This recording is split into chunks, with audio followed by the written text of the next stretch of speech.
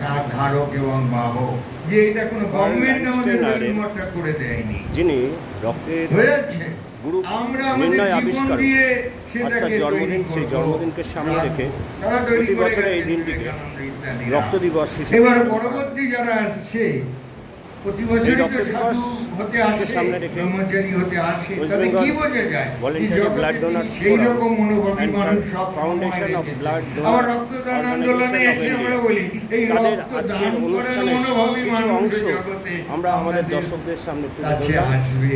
স্বামীজি একেবারে যিনি ভাষণ দিচ্ছেন, কেন তার এটা ভাষণ সহ এসেনশিয়াল উপস্থিত সকলে অপরিহার্য যারা উপস্থিত আছেন এই অনুষ্ঠানে আমাদের তাদেরকে তুলে জীবনের ধরছি। প্রাণ আমরা জেনে নেব আজকের এই অনুষ্ঠানের বাকি এই অর্গানাইজেশন যিনি কর্মধার আছেন অপূর্ব ঘোষ মহাশয়, তার বক্তব্য আমরা আপনাদের সামনে তুলে ধরব। এখনো বিজ্ঞান করতে পারে খাদ্য মেলা হয়েছে না খাদ্য ক্যাপশনটা সেইভাবে দেবে, তাদের বিরোধী মতে দেবে। এখানে দলও নেই, এখানে বিরোধীও নেই, এখানে সপক্ষ নেই, বিপক্ষ নেই। এইরকম অর্গানাইজেশন আসলে শক্তিশালী হয়। কেন? এ জোয়ারের সময়ও নৌকো চালাতে পারে, আবার ভাটার সময় পারে। সে মাঝি হচ্ছে পাক্কা মাঝি, যে ঝড় তুফানে পড়েনি সে কোনোদিনও সমুদ্রে নৌকো চালাতে সাহস পাবে না। আমি বলি যে ঝড় তুফান অতিক্রম করেনি সেই রকম মাঝি কখনো বড় মাঝি নয়, বুঝেছে? অতএব আমরা যতই সংকীর্ণ হই, ছোট হই, স্বামী বিবেকানন্দ বলেছিলেন শ্রীরামকৃষ্ণ যখন চলে গেলেন আমরা 12 জন মাত্র তার শিষ্য ছিলাম।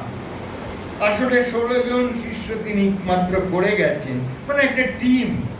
আজকে ভারতবর্ষ সারা পৃথিবীতে শ্রীরামকৃষ্ণের কিরকম প্রচার হয়েছে, 16 জন মাত্র তিনি বেছে নিয়ে করে গেছেন। ওই আমি বললাম ওই 11 জন সে টিমের কোচ বোঝে। এটা আমাকে 15 জন ভারতবর্ষ থেকে নিয়ে স্কোয়াড করে দিয়েছে বিসিসিআই। এইবার এদের 11 জনকে আমার নিয়ে এই হিসেবে ওই হিসেবে, কে 1 নম্বরে, ওকে 2 নম্বরে, ওকে 3 নম্বরে, তাকে 12তে কাকে রাখবো, 13তে কাকে রাখবো, অর্থাৎ মাঠের বাইরে, তাই তো? ওই টিম রিজার্ভ বেঞ্চ আমরা বলি।